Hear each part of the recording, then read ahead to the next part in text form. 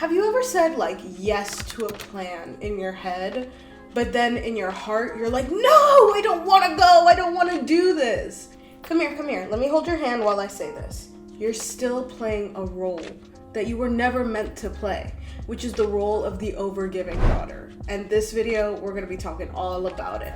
What's up, Brain Rot Baddies? I'm Wengid, aka Wengi, and on today's adventure, we're talking all about shadow work. Well, more like shadow work for the overgivers. So if that's you, come to the front, come sit down, let's talk. My adventure log will be on the screen so you guys know where everything is, and let's just jump right in, why don't we? Growing up, we are taught as daughters that our essentially role is to help our mothers, right? Or to help the female equivalent in our family, and to be almost like a copy of them to an extent, which inevitably just turns us into what I like to call overgivers, okay? These are people, / I was one, where all we do is try to ease the worlds of the people around us. All we try to do is give and give and give because we were conditioned and taught that that's how we receive love. We receive love by giving people our time, our energy, our emotions, and even our wants and desires. Especially for us firstborn daughters, we kind of get under this role of parentification, where our parents almost deem us like another adult without the true benefits or rewards of being an adult. That could show up in like you take care of your siblings, but you're not allowed to go to that birthday party that you wanted to go to. This leads to a sense of early maturity, the sense of being the strong one, where because we don't possibly show our emotions or we're giving so much, it's almost as if people assume that they can just dump more on our plates, which is never the case. Another thing that kind of comes from being an overgiver is having emotional responsibility dumped on us at a very young age. I know for me, I was around the age of 11 when I really got hit with the world's responsibility, or my family's responsibility of being strong and taking care of the family and taking care of siblings. For you, that could be when your siblings were born, when your family went through some hardship. It could be so many different ways, but it's essentially the idea that we are taught to have this emotional responsibility because of external factors, not necessarily because we are of age or like ready for it. But I do want to say that this is not who you are. This is just what you became. You have to remember that survival, especially as a child, survival is of the utmost importance. It is so important that it bypasses our conscious brain and our body just kicks into high gear in order to survive. And yes, maybe in the hunter-gatherer days, that was really beneficial if there was a lion trying to attack us. But when we're in our bedrooms and our parents are yelling at us and we're feeling this fight or flight emotions, it can be really overwhelming and super scary when you don't have someone coaching you and helping you through that. With this kind of assumed early maturity or parentification, 9 times out of 10, you don't have an ideal role model to help with that and to help coach you and guide you through this emotional / fight or flight type survival instincts that we were all born. Welcome to the dark side of being nice. Being nice and being helpful is very difficult. Personally, I have a very specific definition for the way that I like to think of nice and kind. I believe kindness comes from when your own cup is filled and you are able to give it to yourself first before you give it to others. Kindness is all about treating yourself with the utmost respect, loyalty, trust, and love, really. Versus being nice is catering to someone else. Catering to someone else's whims, emotions, moods, and world. When you're in that kind of nice... Be nice, I'm finding it. ...vibe, right? Let's call it a nice vibe. When you're in that nice vibe, there is a very dark shadow side that can come with it. And I definitely experienced this. Things like resentment, suppressed anger, numbness, disassociation from oneself, hidden needs, fear of being rejected. These are all kind of the dark side of being overly nice and overly giving. And a lot of that can harm us because if we don't address these things, they can have not only mental effects, but also physical effects. These things that I just listed are called shadow traits. These are the parts of ourselves that's hidden so deep and dark within us that even the idea of approaching any of these can cause us to go into fight or flight or cause us to dissociate in our mind and can lead to severe things like anxiety, depression, and so much more. I know for me, this has happened before. I had so much anger, shame, guilt, and truly sadness. What I did was I abandoned a portion of myself, the portion of myself that loves and is helpful and does it from a place that fills her up in order to survive. So now I was really being nice and being helpful from a place of fear. A fear of rejection, a fear of being unlovable, a fear of being hated or despised. It broke me. And for so many years, I walked through the world a shell of who I was because all I could do was get to the next day. And all I could do was numb myself, which led me to be extremely depressed. But as you can see today, we're not there anymore. So this video will definitely help with that and talking about it. But I think it's very important that we bring up how these repressed dark side of being nice and helpful show up. Because for me, where sadness was the emotion that overtook me, for others, it could be anger, it could be resentment. Everything has to be addressed in a different way, but it's still very important to understand that when you are giving from a place of fear versus a place of your own cup being full, you start getting these sort of dark shadow traits that pop up in your life. In our shadow side, not only do we have these emotions that have been repressed, but we also have aspects of ourselves that we were taught were shameful or to be guilty of, or we were taught was not beneficial for our life. And in reality, maybe you never hated them. Maybe you never hated the part of you that loves to spend hours reading a book, or maybe you never hated the part of you that is very talkative and loves to animate and loves to be a conversationalist, but you had to suppress those and hide those because growing up you were in a place where it wasn't safe for you to be like that. So now you might have some sort of negative reaction or negative association with these things that are a part of who you are. That's kind of another aspect of our shadow trait. Now, luckily, we can start working on this and we can start getting out of this place of survival and going into thriving and living life like our fullest, best self. And that comes from shadow work. Shadow work is where we specifically address the parts of ourselves that we don't particularly like and try to either process them, accept them, or like I like to put it, is put them to rest. There were aspects of myself that I put to rest. I accepted them and I didn't necessarily integrate them into who I am today, but I integrated them into my history, which then allowed them to rest. In a separate video, I'll talk all about how you can help your past self rest, because I think that's very important. But for this video, we're going to specifically just keep focusing on shadow work. So let's talk about those kind of negative/repressed feelings that we had. I want you to associate those feelings not as a part of who you are, but more like a pain receptor, right? Our emotions are all signals from our body to communicate to our mind what's going on in the world around us.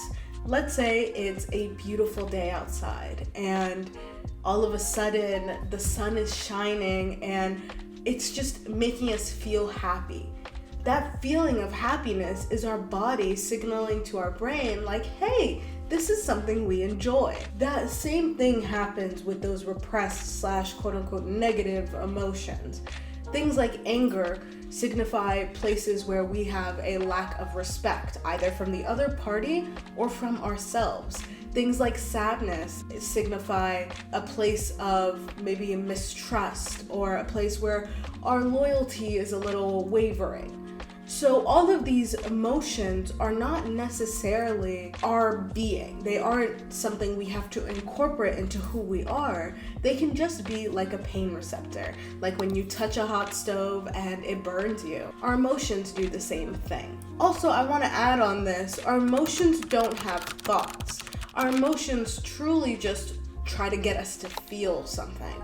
So when your emotions come up and you try to rationalize your emotions, what's really happening is it's almost like you're putting a square in a circle hole. Like it's just not fitting, because emotions and feelings don't have thought.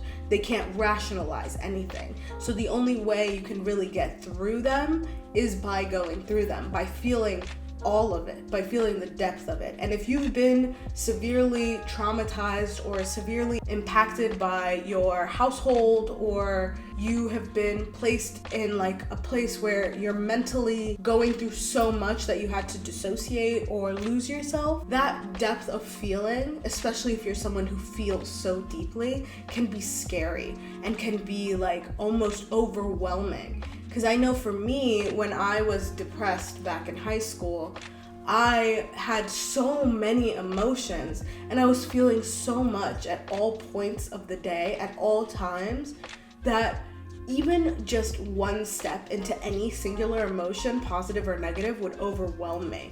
Like I had to turn my brain off. It wasn't until I got a little older and created spaces of peace for myself where I was able to really start processing and getting through these emotions. The shadow self can show up in many, many ways in our day-to-day life, right? This can show up where we agreed to a plan we didn't want to go to, and now we kind of purposefully show up late or purposefully cancel the day of, even though we knew from the beginning we didn't want to go. This can show up as agreeing to do something and then feeling anxious or drained by doing that, by just simply agreeing. This can also show up as judgment for when you see someone else resting and receiving something that maybe you wanted, or a break that you wish you could have, but because you never fully received it or you're not accustomed to it, all you know how to do is judge them. That's another form of our shadow self. Because you have to remember that if we're judging someone else, really what's happening is we're judging an aspect that they show of themselves, either proudly or unintentionally or whatever, that we ourselves have but feel some sort of negative reaction to, right? I knew someone who really loved dancing, who was a phenomenal dancer, right? But I had a lot of judgment because although they were a phenomenal dancer, I would always feel some type of way about it. And I realized very quickly, mind you, very quickly, that I was feeling that way because I myself wished I could dance like them, wish I could have that ability. But in reality, all I have to do is practice dancing more. I don't necessarily need to judge them and make that their personality. The last way that I will sort of touch on this is when you kind of judge yourself or get angry for not being productive enough, not accomplishing enough, not doing enough. Enough is the key word here. You are perfectly fine. Like, there is no more you need to do unless you genuinely feel like it would better you or you feel like there's a lack of something.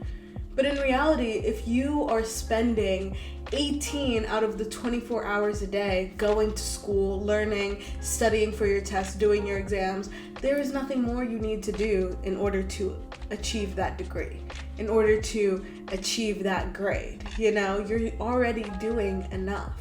And that's the thing. A lot of this pressure to be productive, to be stellar, to be amazing comes from us not feeling it internally, because who you are is amazing and is stellar. It also comes from the judgment that we've experienced throughout our life. If you made it this far into the video, leave a comment below telling me about an experience you felt before. Let's feel a little less alone by working through it together and just talking through it, because that can help a lot too.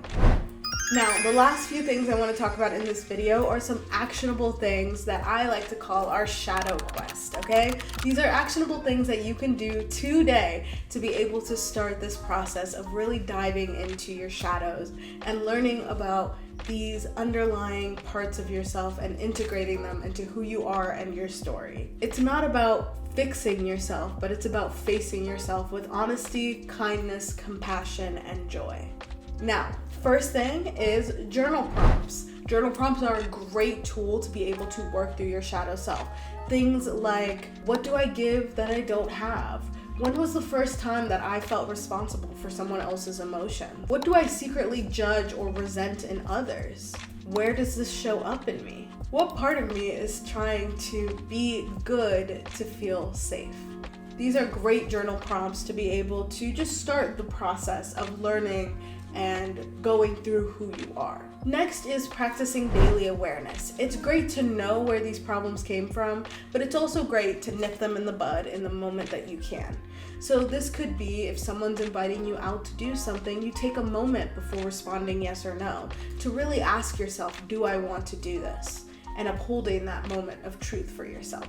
This could be when resentment comes up, tracking it, asking where it came from. Why do I feel this way? Does this come from a specific memory or specific moment in my life that I can address as my older self? What boundary was crossed? Where do I feel unsafe? And the last kind of daily awareness thing you can do is try to say no to something at least once a day and allow yourself to just feel the discomfort.